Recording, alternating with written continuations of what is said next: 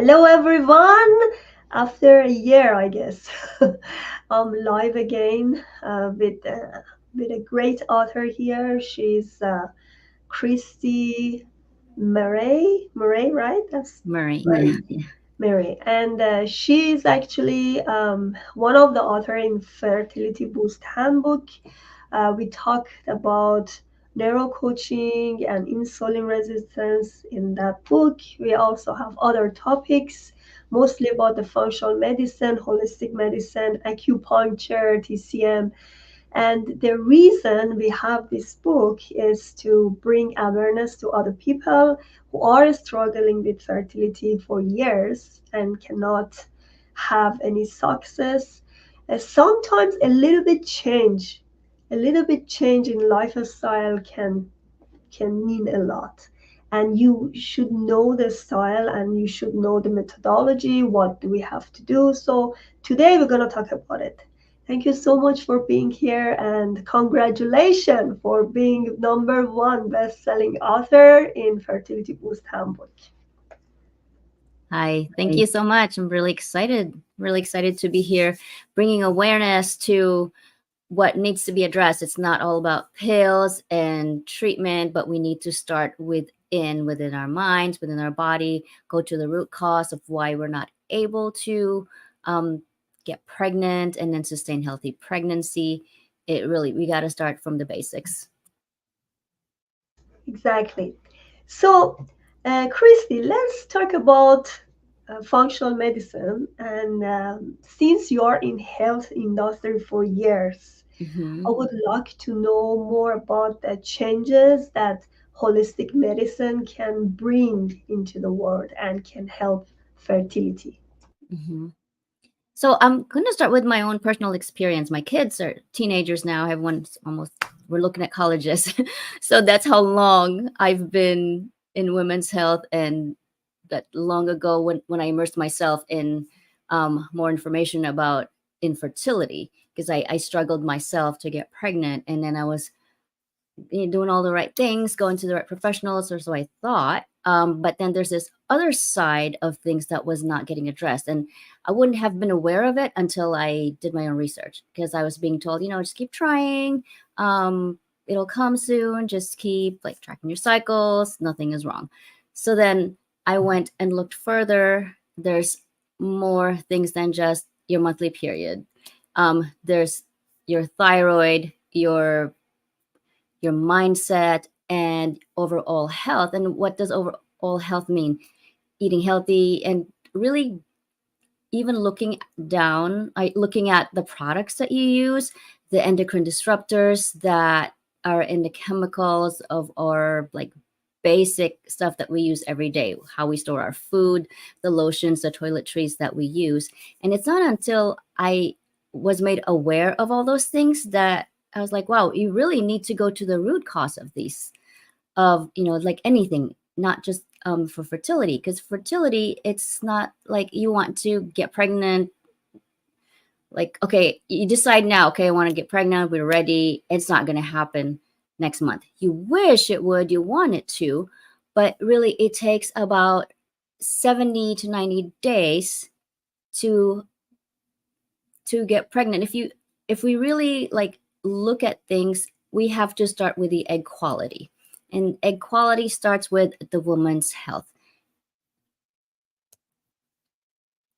So let's go back to your topic in the book. I don't want to talk about it because people should read it fully, but Mm-hmm. you just have a sneak peek on what you did there. And Mm-hmm. you have two topics inside the Fertility Boost Handbook. One of them is about the neuro coaching, and another one is about the insulin resistance. Mm-hmm. Why do you think insulin is very important in Mm-hmm. fertility and conception? So insulin resistance, it's now gaining popularity because a lot more practitioners are checking on it. And we're finding the link between insulin resistance and PCOS. PCO is polycystic ovarian syndrome. It is where the ovaries produce these tiny cysts, but not a viable egg that can be fertilized. So that alone there, PCOS, it makes it more challenging for a woman to get pregnant because they may ovulate spontaneously.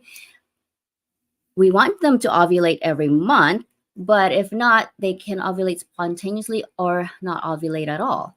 So what happens is a woman is having these random bleeds or a long time bleeding, and they don't know that, oh, what's going on with my cycle. So obviously there's no ovulation happening. And we're seeing the link between that and insulin resistance.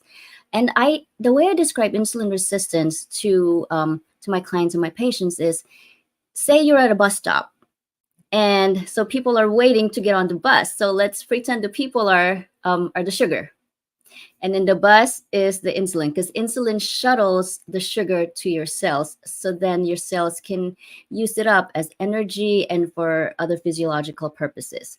So here you are, there's a lot of buses that are parking at the bus stop. So those are the insulin that's parking there, but they're not opening their door. So the sugar's not getting in.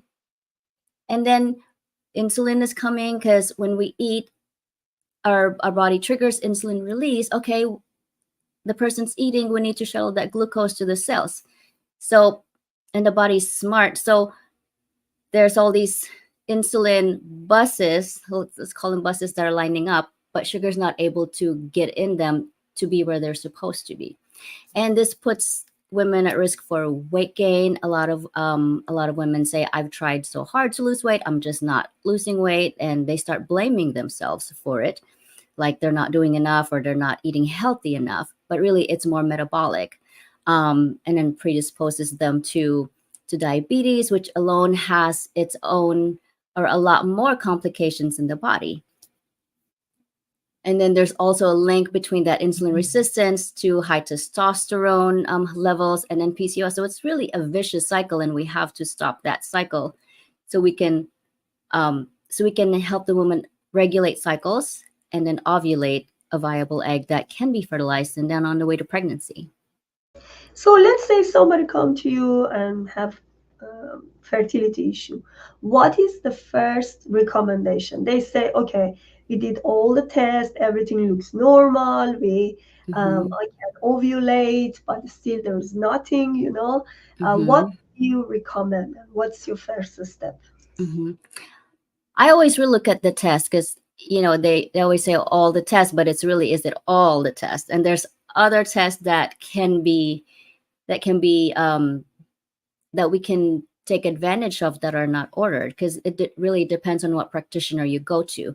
And you go to functional medicine, or like in your case in FDN, we know more about all these functional tests that are not really being taken advantage of in Western medicine. And I'm guilty of that as well, because I, like, at clinic I can only order so much test because that's the scope of where I am. And then as a functionally trained practitioner and nutrition coach, I'm aware of all these additional tests. Like I can run nutrition labs, I can run cortisol tests, and if they are ovulating, so what's going on? Is it the lining of the uterus? Is it the sperm health of the partner? Because it takes two people, right, to get pregnant. And then is the stress hormone really high? That's preventing a healthy egg quality. So then we look at what's causing the stress. So really, it's like, I mean, for lack of better terms, we're going down a rabbit hole, but we have direction. We have a GPS down the rabbit hole. So you said you were talking about the stress. In Chinese medicine, stress actually shows so many things, like emotion. Different emotion actually affect different part of the body. Boring or even fear, whatever. It is going to affect one particular part of the body. Mm-hmm. So I know in functional medicine, also stress is a precursor to so many hormone imbalances in the body. But let's say, as I said, as an example, somebody come to you and they don't want to do all the tests because it's not convenient for them to do the whole 5 tests in functional medicine. What is the Mm-hmm. first one do you suggest? Nutrition, so hormonal labs and nutrition.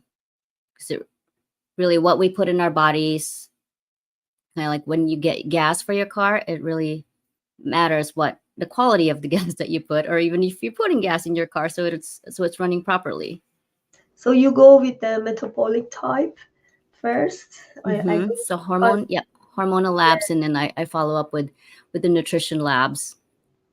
okay, yeah, hmm nutrition labs. You mean which one So I exactly? like to run actually the Nutrival test. So Oh, then it identifies what nutrient is lacking in a person. It's really personalized medicine. And, we have multivitamins, but some people, they require more of a specific nutrient and vitamin so they can function properly. And running this Nutrival diagnostic lab, it really like hones down on like the specific, do you need more B6, do you need more B9, instead of just like, hey, take a whole multivitamin and exercise. so Christy, I see mostly when you go to medical doctor, just the GP, they only go with the, let's say, D, with vitamin D and iron, this kind of deficiencies. Mm-hmm. Usually it's very general in all of them, but is that what you say is more up to it, right? Is more holistic. Mm-hmm. Let's say this vitamin D and iron deficiency, because these are two things that they always check, right? Mm-hmm. Yeah. Yeah. So what are these markers exactly, like except vitamin D and iron deficiency? Mm-hmm. So thyroid is another lab that needs to be taken, because it's like a domino. How I explain to people, you only need like one to fall, and then it's this whole cascade of the whole hormonal system becomes imbalanced. um So I would make sure that if you're going to Western medicine or conventional medicine, doctor, that they run the thyroid labs, they run hormonal labs, and yes, a whole CBC. Make sure that you're not anemic. And I mean, they don't like getting iron panel is not really part of the algorithm to check right away. So it has to be triggered somehow. If they notice in the CBC that the hemoglobin is low, then okay, then let's checking the iron. And of course, the woman saying, I'm always tired, right? Because if we don't have enough iron stores, we're tired, and the body, it wants to survive. So getting pregnant is not the priority. Exactly, I agree, because the first thing, like exhaustion and fatigue, is not hmm only about maybe it's not only just iron deficiency, maybe it has other precursor. Like again, in Chinese medicine, we say maybe it has a spleen, a stomach deficiency. So you hmm have to check exactly, well, based on those labs and diagnoses, what is actually there and how you can overcome, hmm and how you can do the treatment. All right, so let's go back to your own story. I hmm just want all the people know what was your problem and how did you end up being a FDN practitioner. So for me, I had like combination of a lot of things. It was endometriosis, it was PCOS, and then I'm suspecting I was insulin resistant even back then, and then thyroid. And once everything was balanced, then another thing that was the naturopath asked me was, because I was in the military. Um, so then she was like, "Wow, you're in the military. You had a lot of immunizations, and you were deployed." I said, "Yeah." Okay, let's check heavy metals, and no one had even like brought that up to me. And then so she checked my heavy metals, and I was really high for lead. So you see, it's not, the problem is this. You go to fertility checkup and you feel that everything is right and you are ready to do IVF, IUI, because you couldn't get the results from the natural fertility, right? hmm The problem is this: by the time you are not balanced enough to get pregnant, you have to get balanced first, right? Mm-hmm. So that's the whole idea about the book and about our talk. The problem is we are all somehow went through this rabbit hole. We all had this problem. Like whoever doing the functional medicine somehow went through their own history of health, right?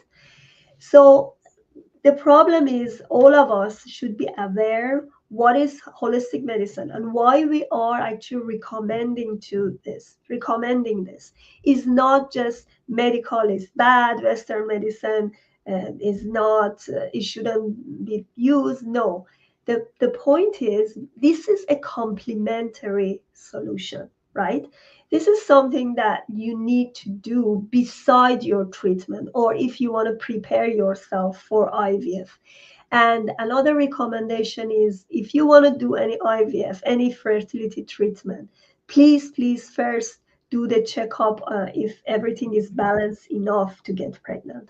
Have 3 months at least, as Christy Mm-hmm. said, 70 to 90 days, at least preparation for getting pregnant.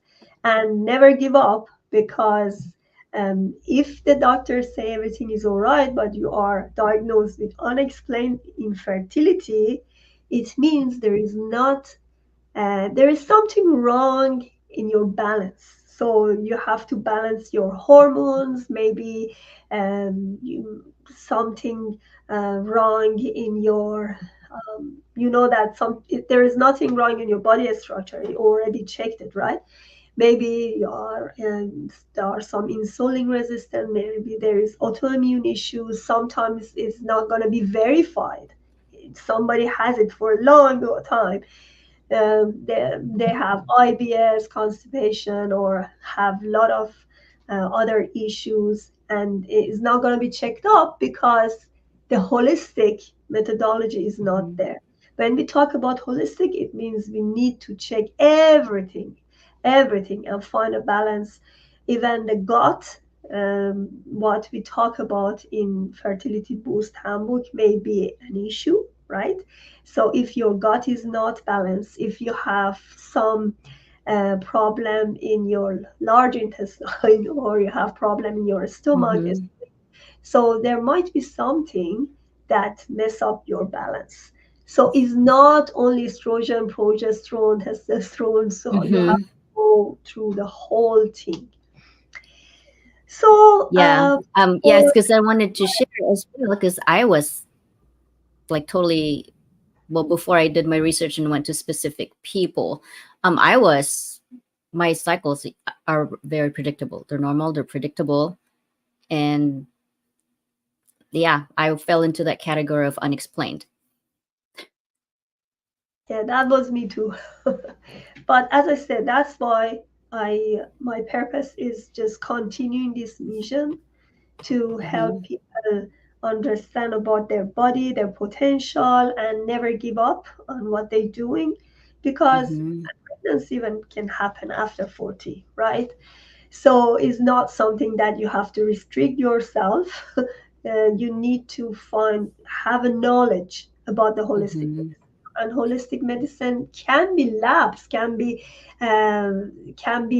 connected to Western medicine. It's not something Mm-hmm. separate.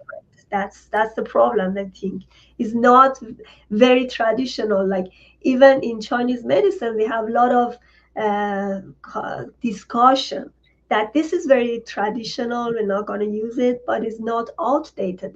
It's been a long Mm-hmm. time we are practicing this and they added to it. Yeah, go ahead. Yeah, I think it is. There's something to be said about different specialties working together. You need, like a total balance, and not one specialty can do everything. And I think we have to understand that too, as a fellow practitioner and a fellow woman who went through that experience, is that you know it's not fair for you to put like everything on that one person, your GP, and say, well, you can't help me, you're no good. No, they Exactly. started helping you, but then they, most of them point you to the right direction. Like, okay, from what I see, you're fine, but you're not getting pregnant. Let's get you other help. And it can be in the form of acupuncture, massage. But if I just wanted to tell the women is don't go straight to IVF, if I Exactly. can say that, because what I'm finding for my patients as well is that they're frustrated, and I do some diagnostics with them, and I kind of ask them like, so is your IVF provider even like asking you how it is at home, how you're eating, and then it's so sad. They just said, no, I just show up. They told me to show up at a certain time and make my payment. And for me, that's really sad because these women Very, are getting set up to maybe pretty much to fail because their body is not being primed for the treatment to work. exactly. Exactly. I agree. But as soon as I see a lot of people go to acupuncture for a while and then go to IVF right away after a few months and they get pregnant. But it's Hmm. not, even sometimes they don't go to IVF, they just naturally get pregnant after long, long term of Hmm. not having. Because you have, if your style, if something is continuously happen to you and you have miscarriages, that means you need to do something else. You have to find a solution, and it's not only chemicals to enter to your body. You may need Hmm. to change your lifestyle. So FDN actually do the lifestyle change for you. I mean, we have a lot of recommendation from Hmm. sleep, from diet, from exercise. So everything together is Hmm. combined as not only FDN, there are other modalities that we try to talk about them in Fertility Boost Handbook. Sometimes one bad diagnosis can mess up everybody's life. Like somebody with unexplained fertility may stay um, not pregnant for a long time, and just some changes, very little changes, Hmm. can help her. But that's the way we have to understand the modalities, and this is what we want. Hmm. Introducing this book is a good opportunity to have you all the modalities in your hand and you check for yourself, um, and you try. Yeah, go ahead. I was gonna say just sleep is when we're talking about lifestyle recommendations. Sleep is really one of the most important, if not the most important. And that's the one that people are like, oh, yeah, I'm getting sleep. I'm getting 5 hours. I'm getting 6 hours of sleep. But that's not enough. And we have growth hormone is really important for us for rejuvenation um, and health. And it gets released between 10 and 2. Mm-hmm. If you're going to bed really late, or if you're a shift worker and you're wondering how come I'm not getting pregnant, then that's one thing that you can change. But I don't think that's really being explained to people. Yes. And they're like, okay, yeah, I take a nap during the day and then I sleep. But no, really, you got to catch that specific time. And a lot of people just say, okay, what's the health coach going to teach me? What's that specific practitioner going to help me with? Tell me to sleep? Yes, sleep at optimal. I know. It's more Christy, time. there is as you know, there is a chapter in Fertility Boost Handbook is about circadian rhythm. I wrote it myself. Mm-hmm. And every organ in your body has a peak time. Mm-hmm. So you have to follow that peak time. That's why, as you said, when you are a shift worker, you will miss that peak time. So no Mm-hmm. wonder your large intestine cannot do the bowel movement on time or in the right time, because when it's time for that to take a rest, it's working. Mm-hmm. Or Yep. when you have time to rest in your deep, you miss your deepest sleep, then Mm-hmm. your body again messed up. So that's why the circadian rhythm is the follow up thing to go through Mm-hmm. that and to know exactly which organ is responsible for that, and how you can easily, by missing your sleep, you can Mm-hmm. mess up your body too. Yeah, and the liver too. Like if you wake up at a certain time of the day, yeah, because your liver is spiking that glucose at a certain time. Yes, exactly. Yeah. So, Christy, thank you so much for being here. I always enjoy talking to you. Mm-hmm. And let me know if you have any other recommendation or any Mm-hmm. um, lesson learned to Oh, my actually, audience. yeah, I wanted to talk about the neuro coaching since we're talking about the holistic treatment or recommendation for our clients. So neuro coaching is, it's not really mindset because, well, it starts with the brain, and we um we look at like how your brain has formed all these connections that's leading to limitations. It's really important for women going through infertility because you there's this roller coaster of emotions, and then you really get affected by it, and then you give up, and then you don't want to listen to the recommendations, and you lose hope. And it's really worthwhile going deep down inside you. Okay, what is preventing me? If everyone's saying that my body is healthy, what's the holdback? So then we got to start working with your brain, like what is your first thought when certain things happen, and how is that how is the neural connections um, playing a role in the decisions that you're making, and then like increasing the stress levels that's messing up your cascade of emotions.